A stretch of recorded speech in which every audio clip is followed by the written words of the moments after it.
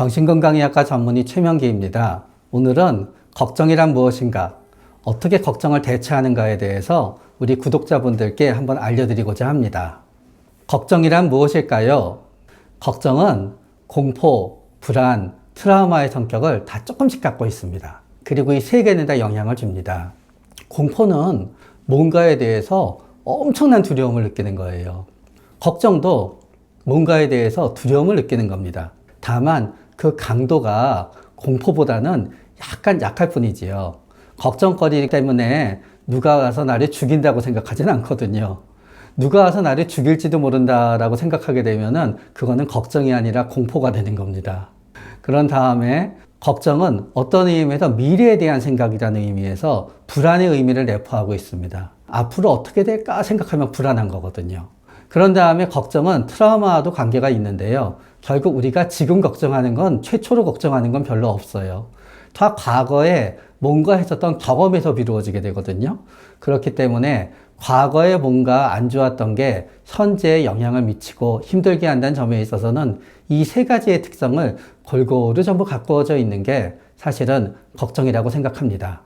그런데 많은 분들을 보면은요, 본인은 걱정거리가 끊이지 않는다고 생각하면서 밖을 바라봐요. 그러나 밖에서 그분을 바라보잖아요. 다른 사람은 걱정하지 않는 거에 대해서 그분은 걱정을 하고 있는 경우도 있게 되는 거예요.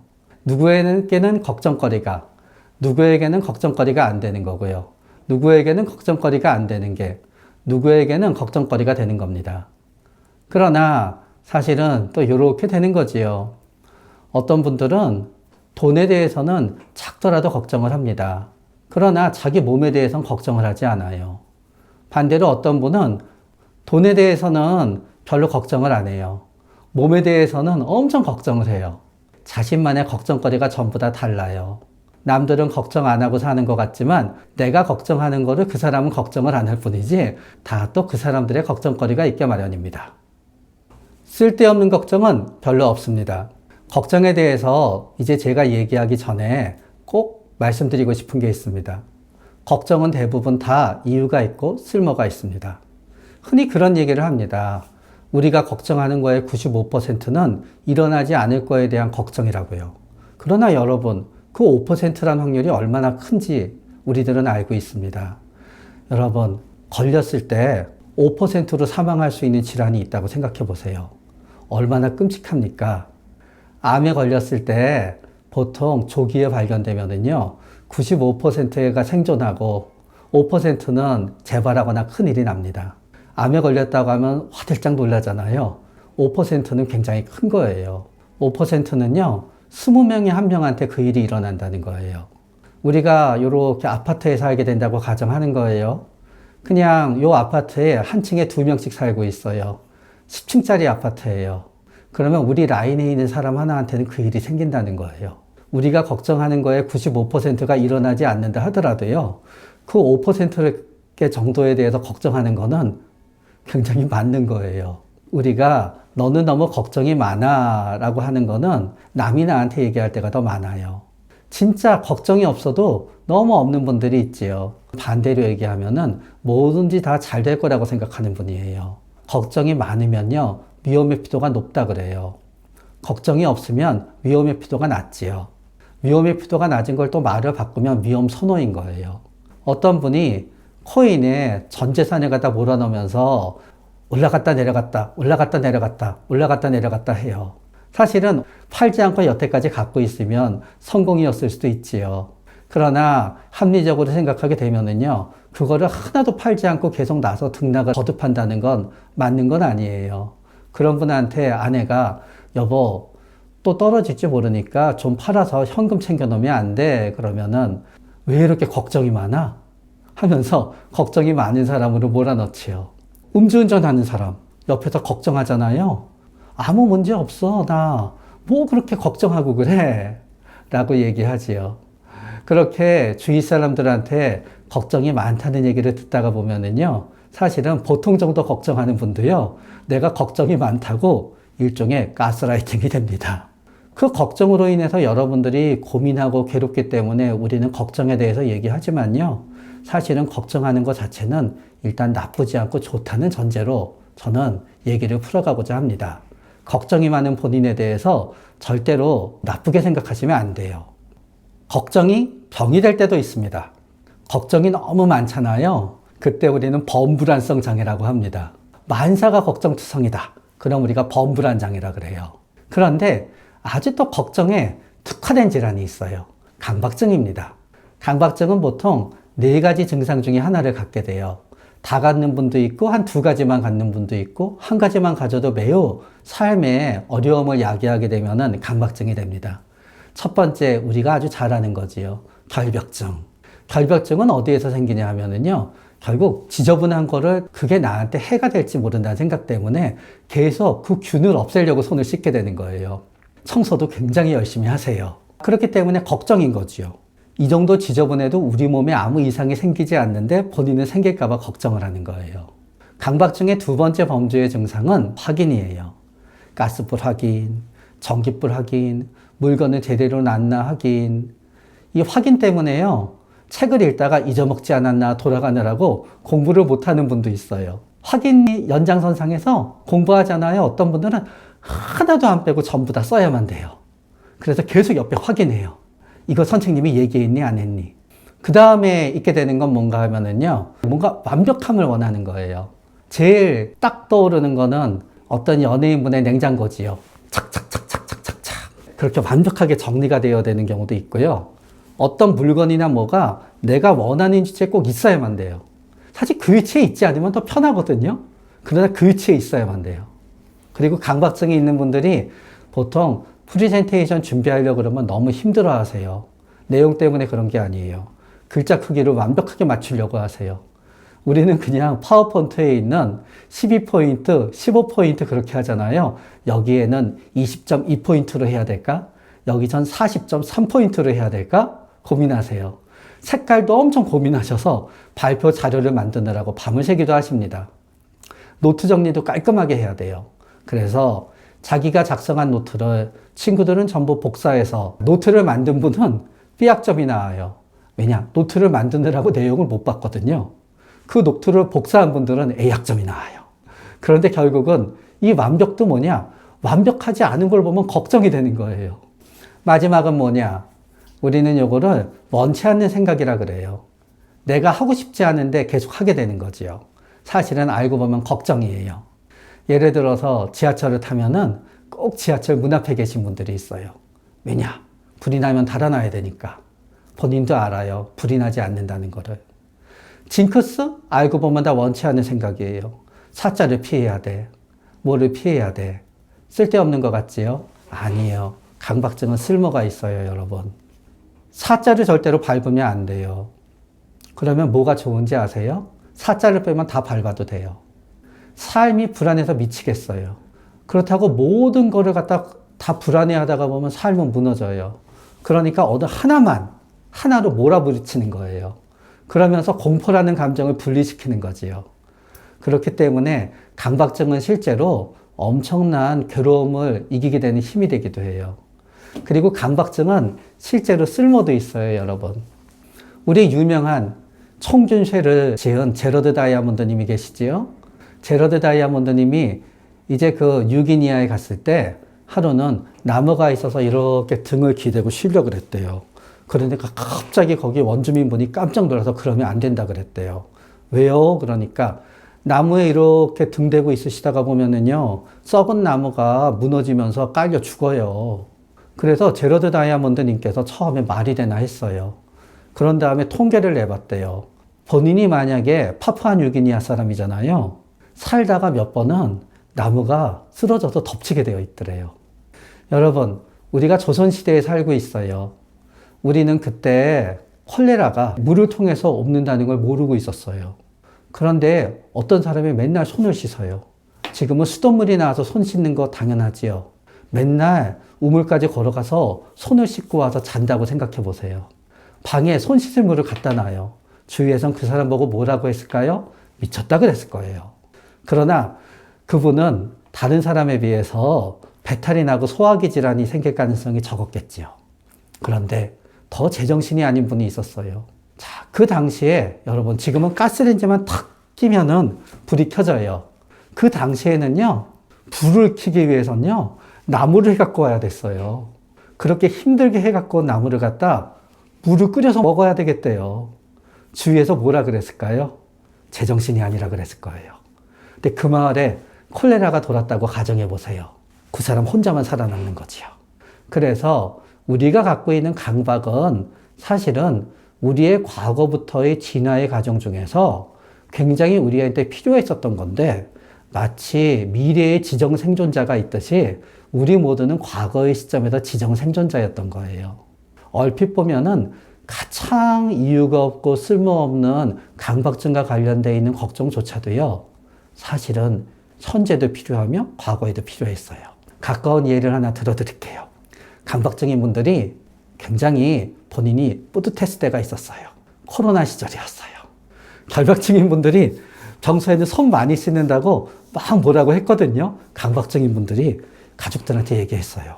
그렇게 손 씻는 게 아니야. 강박증인 어르신분들은요, 강박증이 아닌 어르신분들에 비해서 코로나로 사망하는 분이 훨씬 적었을 거예요. 그래서 여러분, 사실은 걱정을 너무 심해서 나를 힘들게 할 때를 위해서 우리는 걱정에 대해서 얘기하긴 하지만요, 하다못해 강박증도 하나도 나쁜 건 아니라는 걸 말씀드리고자 싶습니다. 고통을 경험할수록 더 걱정이 됩니다. 제가 공황 발작을 겪는 분들한테 많이 말씀드려요. 공황을 겪게 되잖아요. 가슴이 두근거리고 기절할 것 같고 괴롭습니다. 이 공황의 가장 확실한 인지행동 치료는 뭐냐? 더 이상 공황을 경험하지 않는 거예요. 공황을 내가 매일 경험하는 상태에서는요, 아무리 인지행동 치료를 받아서 내가 가슴이 두근거리더라도 죽지 않는다고 생각하고 이렇게 받아들여야지, 막상 공황이 닥치잖아요. 아무 생각도 나지 않아요. 고통은 겪으면 겪을수록 더 나를 사로잡아요. 내가 매일 공황이 오는데 열흘에 한 번 공황이 오잖아요. 살만해요. 우리 가정폭력, 괴롭힘을 받던 피해자들이 다르게 살아야지라고 생각할 때는 언제인가 하면은요, 진짜 우연찮게 가해자랑 분리될 때예요. 예를 들어서 가해자가 본인이 무슨 일이 있어서 1년 나갔다 와야 돼요. 해외에. 1년 동안 가해자를 안 보잖아요. 그럼 피해자가 점점 합리적으로 생각하고 걱정만 하다가 행동을 취하게 돼요. 또 우연히 피해자가 갑자기 사고가 생겨서 병원에 입원하게 됐어요. 그런데 가해자가 매일 병문안 오진 않을 거 아니에요? 뭐 감정을 하겠습니까? 그런 나쁜 사람이. 그럼 몸은 아프지만요, 병원에 한 2달 입원하는 사이에 점점 정신이 명료해져요. 그래서 고통은 겪으면 겪을수록 우리를 더 괴롭게 하고 우리를 더 걱정하게 해요. 그러면은 가장 마음이 경험하게 되는 나쁜 고통은 뭘까요? 그거는 실패예요. 사람들은 밑자의 본전이면 도전해봐. 그거는 남의 일이니까 그렇게 얘기하는 거예요. 그런데 밑자의 본전인데 도전했다가 실패하잖아요. 생각한 것보다 다들 더 마음 아파해요. 진짜 아무런 생각도 없고 아무런 의미도 없는 것에 도전하는 건 괜찮아요. 진짜 마음속에서 1000회 실패를 할 거야 라고 생각했는데 100회 실패를 하게 되면 너무너무 기분이 좋아요. 오히려 나았다고 생각하지요. 그러나 여러분이 요만큼이더라도 혹시 성공할지 몰라 라는 마음을 갖고 있는데 밑자의 본전이라고 도전해서 실패하잖아요. 지금 생각하는 것보다 10배, 100배, 1000배는 더 마음이 아픕니다. 그리고 그때 비수를 찌르는 옆에 사람이 한마디가 있지요. 너 진짜 될 거라고 생각한 거냐? 하게 되면은 진짜 마음이 찢어지게 돼요. 그런데 꼭 밑자야 본전이니까 해봐야라고 얘기하는 사람들이요, 생각한 것보다 당사자가 고통스러워 하잖아요. 그러면 꼭 옆에서 얘기해요. 야, 어차피 해도 안 되는 거 알면서 했는데 왜 그렇게 마음 아파하냐, 이거. 뭔가 끊어내야 걱정이 끊어질 때가 있습니다. 여러분, 우리는 이렇게 걱정할 때가 있어요. 나는 로우스쿨에 가기 위해서 시험을 봐야 되나? 회계사가 되기 위해서 시험을 봐야 되나? 뭐를 해야 될까 걱정해요. 그럴 땐요, 여러분, 로우스쿨 가기 위해서 리트도 한번 보시고요. 준비가 안 됐지만 회계사 시험도 보시고요. 세무사 시험도 보고요. 한 번 다 돌아가면서 보세요.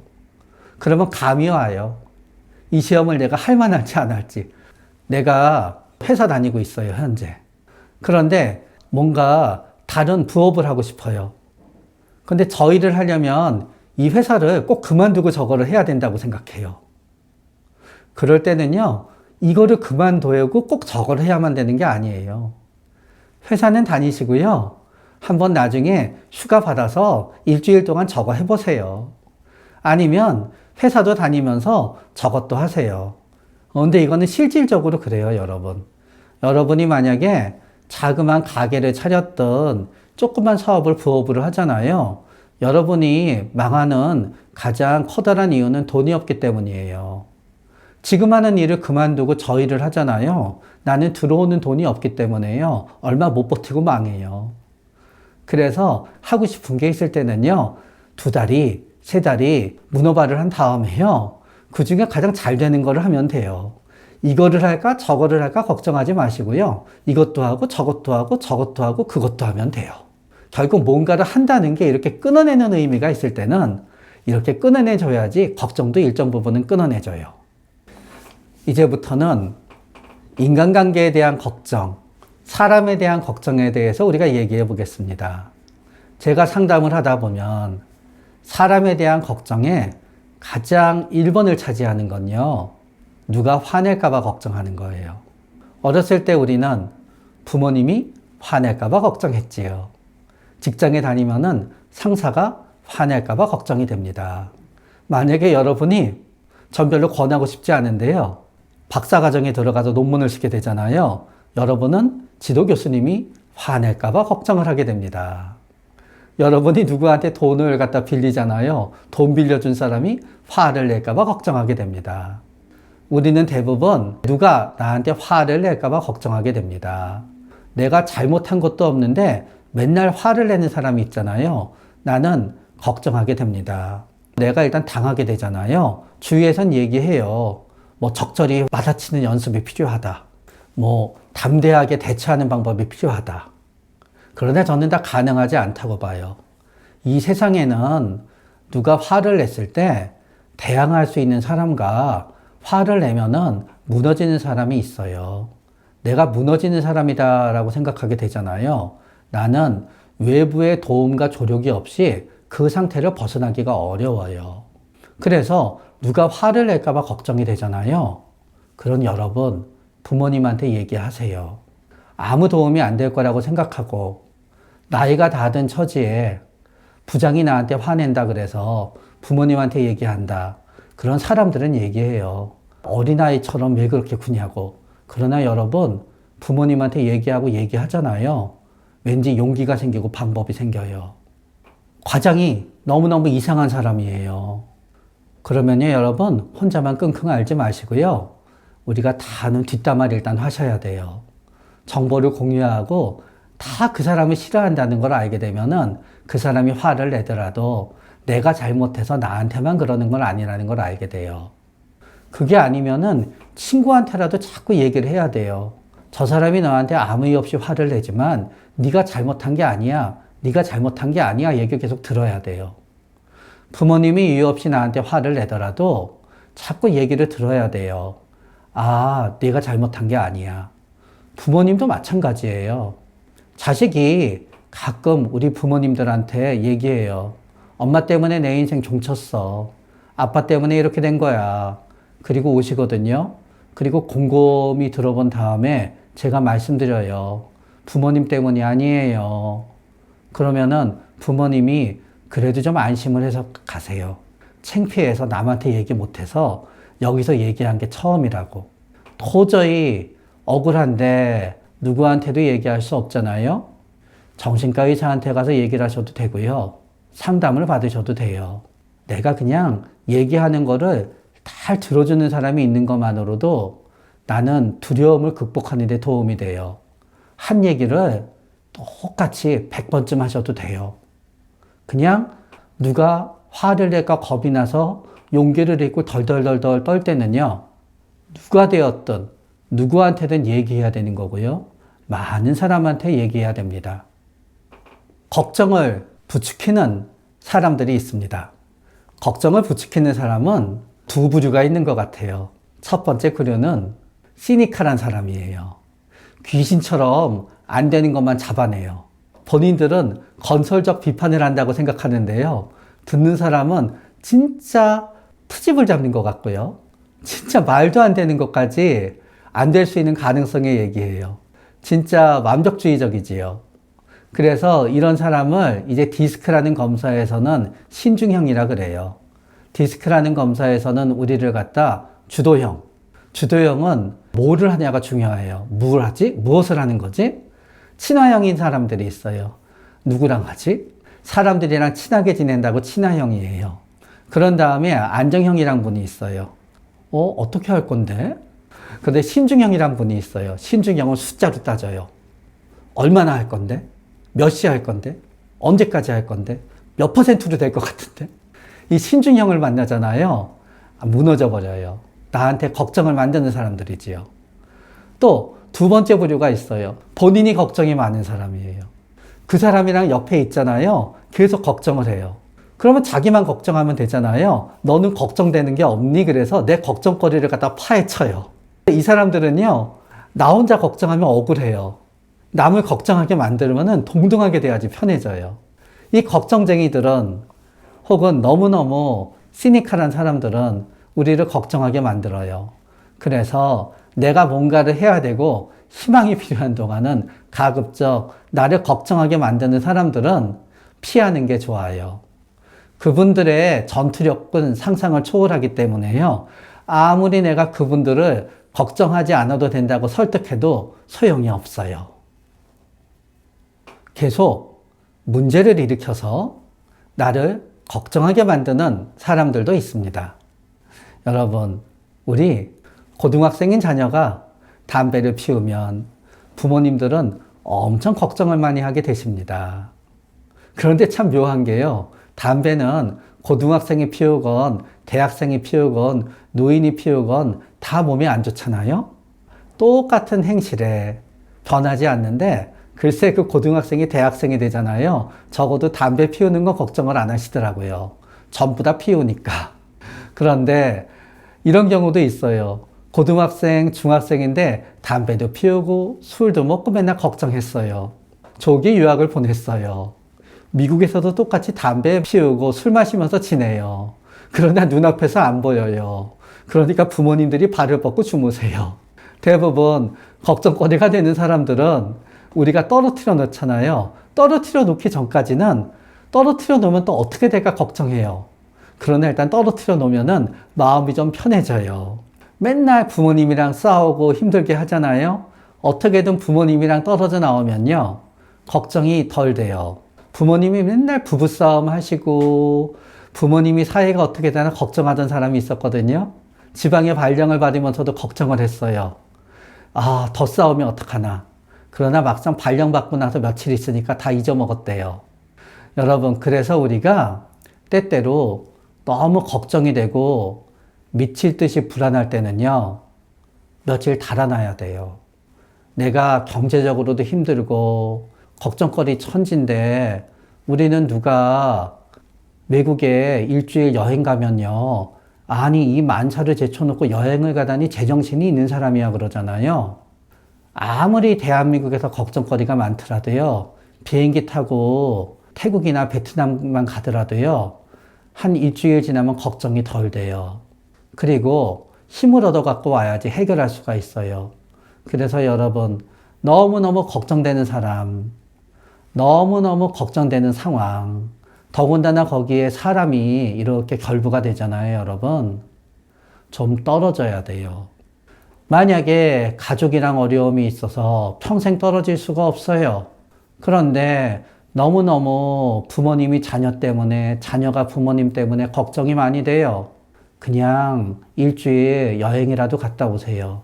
안 봐야지 우리는 또다시 그 걱정거리를 갖다 해결할 수 있는, 걱정거리가 되는 사람들을 해결할 수 있는 힘을 얻어요. 그러면서 또 저는 이 말씀을 하나 드리고 싶어요. 요새 우리 그런 말 많이 해요. 대가를 치르게 해야지 사람이 바뀐다고. 이 말씀을 왜 드리냐 하면은요, 결국 사람에 대한 걱정이 다 돈과 관계가 되어 있어요. 예를 들어서 우리 자식이, 우리 부모님이 맨날 사고를 쳐요. 뭐 도박을 하기도 하고, 술 먹고 누구를 때리기도 하고, 이론적으로는 그래요. 그 사고 합의해주고 그 빚을 갚아주면 안 된다고 그래요. 그러나 제가 환자분들 상담하다가 보니까요, 다들 빚 갚아주게 되고요. 다들 합의 봐주게 되어 있어요. 그런데 많은 부모님들이 빚 갚아주고 합의해 주잖아요. 주위에서 막 뭐라 그래요. 버릇 잘못 들인다고. 그러나 막상 자신한테 그 일이 생기잖아요. 모든 부모님은 자식 빚을 갚아주고 있고요. 자식 합의를 봐주더라고요. 대부분의 자식들도 부모님 빚 갚아주고 있고요. 부모님 보증 서주고 부모님 합의 봐주게 되더라고요.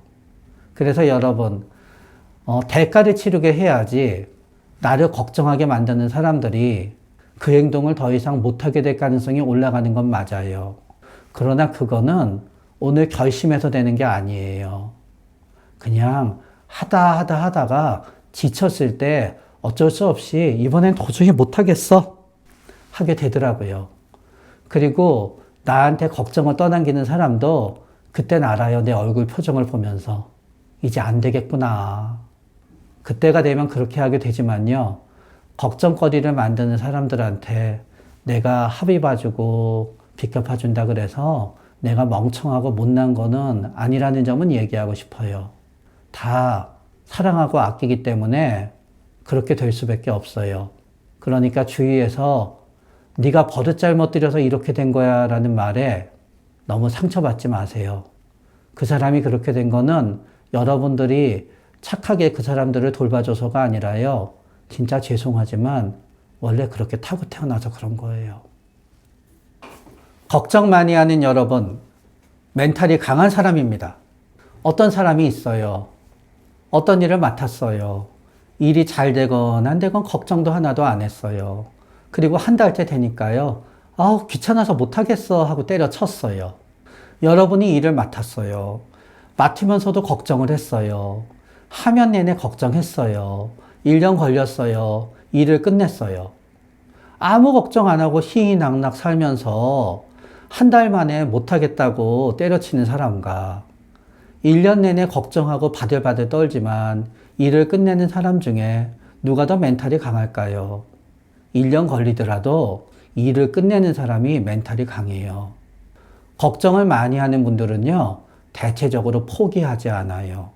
끝까지 일을 끝마쳐요. 여러분, 그렇기 때문에 걱정을 많이 하는 여러분은 멘탈이 약한 게 아니에요. 준비성이 철저한 거예요. 경우의 수를 많이 생각하는 거예요. 냉정한 거예요. 그렇기 때문에 걱정을 많이 할수록 저는 멘탈이 강하다고 생각하고요.